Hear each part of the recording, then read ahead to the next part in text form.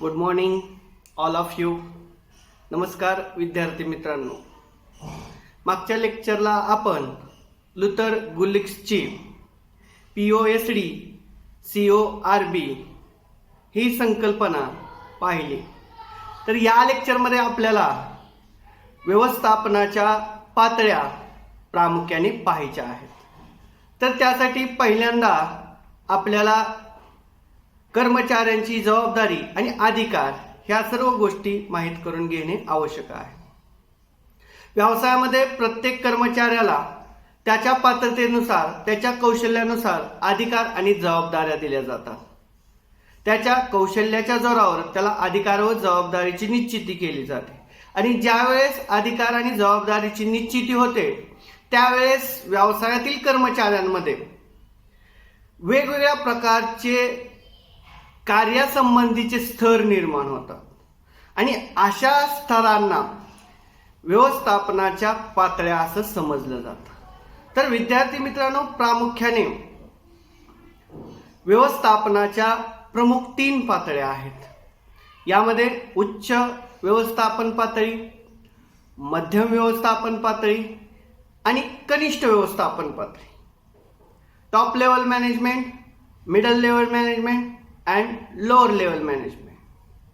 तर यानुसार व्यवसायामध्ये कर्मचाऱ्यांच्या अधिकार आणि जबाबदारीनुसार व्यवस्थापनामध्ये काय केलं जातं, कार्याची विभागणी केली जाते आणि त्यानुसार व्यवस्थापनामध्ये वर्गीकरण होतं आणि त्यामध्ये 3 स्तर निर्माण होतात, एक उच्च, मध्यम आणि कनिष्ठ. त्यानुसार आपण व्यवस्थापनाच्या पातळ्या व त्यांची कार्ये हा टॉपिक आपण पाहणार आहोत. तर सुरुवातीला पहिल्यांदा व्यवस्थापनाच्या पातळ्या पाहायच्या झाल्या तर सोप्या पद्धतीने आपण कसं पाहू शकतो, तर यामध्ये व्यवस्थापन पातळ्याचा एक मनोरा आपण समोर ठेवायचा आहे, म्हणजे त्रिकोण. टॉप लेवलला उच्च मॅनेजमेंट असेल किंवा उच्च व्यवस्थापन असेल, मिडल लेवलला मध्यम व्यवस्थापन असेल आणि लोअर लेवलला कनिष्ठ व्यवस्थापन असेल. तर विद्यार्थी मित्रांनो, अशा पद्धतीने हा मनोरा लक्षात ठेवल्यानंतर आपल्याला अभ्यास करणं अधिक सोयीस्कर होतं. त्यासाठी हा मनोरा आपण डोळ्यासमोर ठेवायचा आहे. आता उच्च व्यवस्थापन, आपण व्यवस्थापनाच्या पातळ्यापैकी पहिली पातळी म्हणजे उच्च व्यवस्थापन ही पातळी पाहत आहोत. आता उच्च म्हणल्यानंतर त्यांचे अधिकार काय आहेत, जबाबदाऱ्या काय आहेत आणि त्या उच्च पातळीमध्ये कोणकोणते अधिकारी वर्ग येतात हे आपल्या लक्षात आलं पाहिजे. तर उच्च व्यवस्थापनामध्ये सर्वात पहिल्यांदा संचालक मंडळ, त्यानंतर कार्यकारी अधिकारी, कंपनी सेक्रेटरी, महाव्यवस्थापक, सहाय्यक व्यवस्थापक या सर्व अधिकारी वर्गाचा उच्च व्यवस्थापनामध्ये समावेश होतो. बघा, सर्वसाधारणपणे उच्च व्यवस्थापन म्हणजे कंपनीतील उच्च अधिकारी मंडळ होय. थोडक्यात उच्च व्यवस्थापन म्हणजे अधिकारी वर्गाचा समूह आपण लक्षात घेऊ सोप्या पद्धतीने. मग उच्च व्यवस्थापनामध्ये कंपनीतील सर्व वरिष्ठ आणि कंपनीतील अधिकारी वर्गाचा अंतर्भाव ह्या उच्च व्यवस्थापनामध्ये येत असतो. आता प्रामुख्याने ह्या उच्च व्यवस्थापनाची किंवा उच्च व्यवस्थापन पातळीतील अधिकारीची कार्य काय आहेत हे प्रामुख्याने आपल्या लक्षात आली पाहिजे. कारण उच्च व्यवस्थापनामध्ये कोण असतात ते आपल्याला माहीत आहे, परंतु त्यांची कार्य सुद्धा आपल्याला माहीत असली पाहिजे. बघा, प्रामुख्याने उच्च व्यवस्थापनातील पातळ्यामधील जे अधिकारी आहेत त्यांची कार्ये प्रामुख्याने आपण पुढील प्रमाणे पाहणार आहोत. एक म्हणजे उद्दिष्टे ठरवणे. बघा, सगळ्यात महत्त्वाचं उच्च व्यवस्थापन पातळीतील अधिकाऱ्यांचं सगळ्यात महत्त्वाचं कार्य काय असतं, तर व्यवसायातील उद्दिष्टे ठरवणे. कारण उद्दिष्ट ठरवल्याशिवाय कार्याची विभागणी करता येत नाही, कर्मचाऱ्यांना श्रम विभागणी करता येत नाही आणि उद्दिष्ट ठरवल्यानंतर कार्याची पूर्ती होते. उद्दिष्ट आणि कार्य या दोन्हीचा संबंध जवळचा आहे. त्यामुळे व्यवसायामध्ये सगळ्यात पहिल्यांदा उद्दिष्ट ठरवणं हे उच्च व्यवस्थापनाचं सगळ्यात महत्त्वाचं कार्य आहे. उद्दिष्ट ठरवल्याशिवाय पुढच्या कार्याची सुरुवातच होऊ शकत नाही. त्यासाठी सर्वसाधारणपणे व्यवसायामध्ये उद्दिष्ट ठरवणे हे उच्च व्यवस्थापनाचं सगळ्यात महत्त्वाचं कार्य आहे. त्यानंतरचं पुढचं कार्य सर्वसाधारण धोरण ठरवणे. व्यवसायामध्ये जे वेगवेगळे प्रकारची धोरणे असतात ती धोरणे उच्च व्यवस्थापकांना किंवा उच्च व्यवस्थापन पातळीतील अधिकाऱ्यांना ठरवावे लागतात. ते धोरणे ठरवल्याशिवाय पुढील कार्ये आपल्याला व्यवस्थित पद्धतीने पार पडता येत नाही. त्यासाठी व्यवसायामध्ये सर्वसाधारणपणे धोरणे ठरवावी लागतात आणि त्यानुसार त्याची अंमलबजावणी मध्यम वर्ग असेल, कनिष्ठ वर्ग असेल त्यांच्याकडून करून घेतली जाते. त्यानंतर धोरण विषयक निर्णय घेणे. आता धोरण ठरवल्यानंतर जी धोरणे ठरवलेली आहेत त्या धोरणाच्या अंतर्गत व्यवसायामध्ये वेगवेगळे निर्णय घ्यावे लागतात. कारण अचूक निर्णयावर व्यवसायाचं यश अवलंबून असतं. त्यासाठी धोरणे स्वीकारल्यानंतर व्यवस्थापकाने, उच्च व्यवस्थापन वर्गाने, उच्च व्यवस्थापन अधिकाऱ्याने योग्य निर्णय घेणं आवश्यक आहे. योग्य निर्णय घेतला तरच तो व्यवसायासाठी सकारात्मक असेल.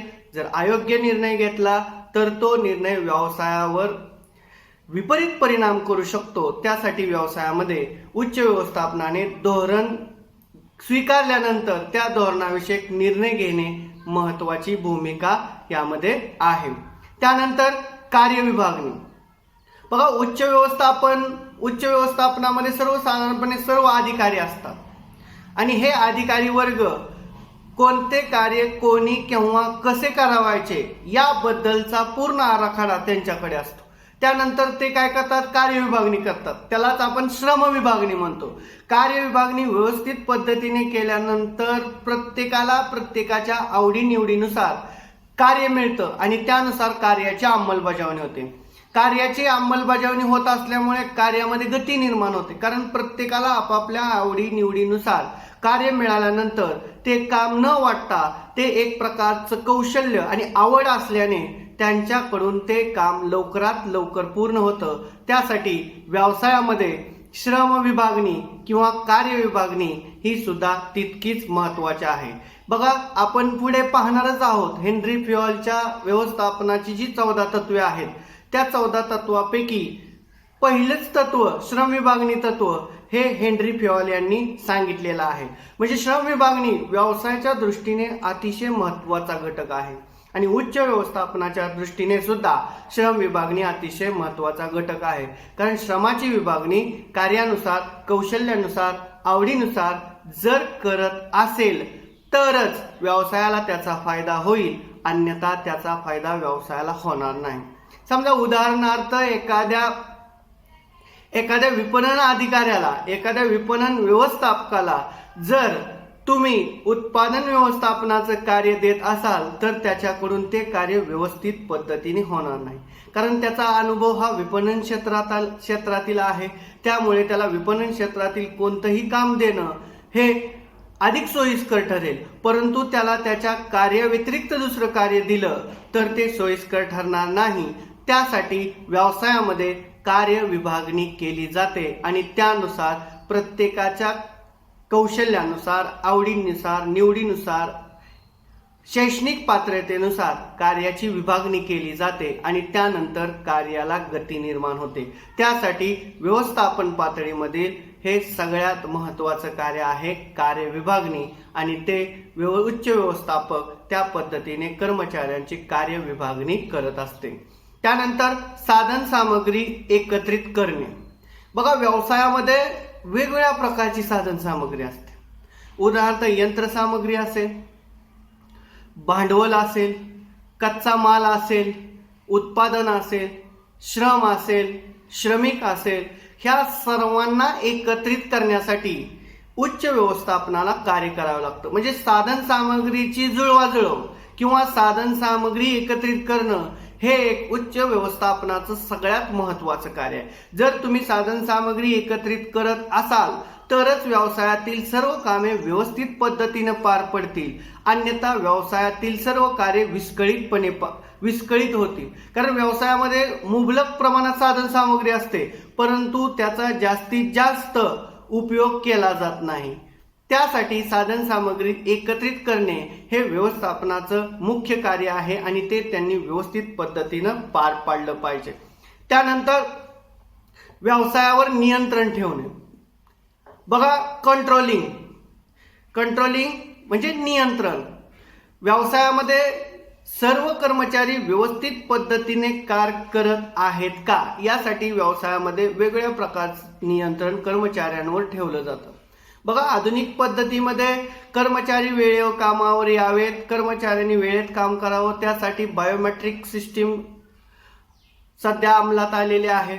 अटेंडन्सच्या बाबतीत असेल, सुट्टीच्या बाबतीत असेल, त्यामुळे कर्मचारी वेळेवर कार्य करताना दिसतात. त्यानंतर CCTV कॅमेरे आलेले आहेत, कर्मचाऱ्यावर नियंत्रण त्याच्या माध्यमातून ठेवलं जातं. त्यानंतर सुपरवायझर आहेत, प्रत्येक 10 किंवा 20-30 कर्मचारी, जसं कर्मचारी वर्ग आहे त्यानुसार एक सुपरवायझर ठेवला जातो, म्हणजे त्यांच्यावर निरीक्षण ठेवण्यासाठी. त्यानुसार पण व्यवसायावर नियंत्रण ठेवता येतं. म्हणजे कार्य चालू होत असताना कार्याला जर गती निर्माण करायची असेल, कार्य नियोजित वेळेत पूर्ण करायचं असेल, कार्याचा वेग वाढवायचा असेल, तर व्यवसायामध्ये नियंत्रण ठेवणं अतिशय महत्त्वाचं कार्य आहे आणि ते उच्च व्यवस्थापनाला करावं लागतं. कारण नियंत्रण ठेवल्याशिवाय व्यवसायाची सर्व कार्ये सुरळीतपणे पार पडत नाहीत. त्यासाठी व्यवसायामध्ये सर्व घटकावर, कर्मचाऱ्यावरच नाही तर व्यवसायातील सर्व घटकावर नियंत्रण ठेवलं पाहिजे. उत्पादनाच्या बाबतीत नियंत्रण ठेवलं पाहिजे, विपणनाच्या बाबतीत नियंत्रण ठेवलं पाहिजे, जाहिरातीच्या बाबतीत नियंत्रण ठेवलं पाहिजे, उत्पादनाच्या दर्जाबाबत नियंत्रण ठेवलं पाहिजे. म्हणजे नियंत्रण हे फक्त मर्यादित नाही, नियंत्रण हे अमर्याद आहे. फक्त नियंत्रण कर्मचाऱ्यावरच ठेवून उपयोग नाही, तर नियंत्रण हे उत्पादनाच्या सर्व क्षेत्रामध्ये, व्यवसायाच्या सर्व क्षेत्रामध्ये नियंत्रण ठेवलं पाहिजे. तर व्यवसायामध्ये उच्च व्यवस्थापन चांगल्या पद्धतीनं कार्य करू शकेल, अन्यथा उच्च व्यवस्थापन चांगल्या पद्धतीने काम करू शकणार नाही. त्यासाठी व्यवसायामध्ये नियंत्रण अतिशय महत्त्वाचं आहे. बघा, नियंत्रण असेल तर व्यवसायाच्या कार्याची गती वाढते. गती वाढल्यानंतर व्यवसायातील उद्दिष्टे नियोजित वेळेत पूर्ण होतात आणि उद्दिष्टे जर नियोजित वेळेत पूर्ण झाली तर व्यवसायाला त्याचा फायदा होतो, व्यवसायाला नफा मिळतो. यासाठी व्यवसायामध्ये नियंत्रणाला अतिशय महत्त्वाचं आहे आणि उच्च व्यवस्थापनाचं हे सगळ्यात महत्त्वाचं कार्य आहे, नियंत्रण ठेवणे. त्यानंतर उच्च व्यवस्थापनाचं पुढचं कार्य ते म्हणजे कोणतं? मार्गदर्शन करणे. बघा विद्यार्थी मित्रांनो, व्यवसायातील कर्मचारी असतील, मग ते मध्यम व्यवस्थापक असतील किंवा कनिष्ठ कर्मचारी असतील, या सर्वांना मार्गदर्शन करणे. कोणकोणत्या ठिकाणी अडचणी आल्यात त्या अडचणीचं, तक्रारीचं निवारण करणे, त्यांना वेगवेगळ्या प्रकारच्या प्रात्यक्षिक, प्रशिक्षण, वेगवेगळे मार्गदर्शन कार्यक्रम, कार्यशाळा, चर्चासत्र आयोजित करून ज्या गोष्टीबद्दल ज्ञान नाही अशा गोष्टीबद्दल ज्ञान करून देणे हे उच्च व्यवस्थापनाचं सगळ्यात महत्त्वाचं कार्य आहे. बघा, बऱ्याचशा वेळेला पारंपरिक पद्धतीतील व्यवस्थापक काय करतो तर प्रशिक्षणावर केला जाणारा खर्च हा निष्फळ आहे असं त्यांचं कालबाह्य मत असतं. परंतु खरं पाहता प्रशिक्षणावर केला जाणारा खर्च हा आवश्यक खर्च आहे. प्रशिक्षण कर्मचाऱ्यांना व्यवस्थित दिले तर आधुनिक काळात बदलत्या घडामोडीनुसार, बदलत्या काळानुसार, बदलत्या परिस्थितीनुसार कर्मचारी आपल्या कार्यामध्ये सुद्धा बदल करतील आणि नवीन कल्पना, नवीन तंत्रज्ञान आत्मसात करतील. त्यासाठी व्यवसायामध्ये सर्व कर्मचाऱ्यांना, मग ते मध्यम असतील, कनिष्ठ असतील किंवा उच्च असतील, व्यवसायातील सर्व स्तरावर मार्गदर्शन हे सगळ्यात महत्त्वाचं आहे. मार्गदर्शन जर तुम्ही करत नसाल तर व्यवसायामध्ये कर्मचारी कालबाह्य कल्पनेवर चालेल, त्यामुळे नवीन कल्पना व्यवसायामध्ये स्वीकारल्या जाणार नाहीत. नवीन कल्पना व्यवसायामध्ये स्वीकारायचा असेल, व्यवसाय कार्यक्षम व्हायचा असेल, कर्मचाऱ्यांच्या कौशल्याचा उपयोग करून घ्यायचा असेल तर व्यवसायामध्ये मार्गदर्शन हे सगळ्यात महत्त्वाचं आहे.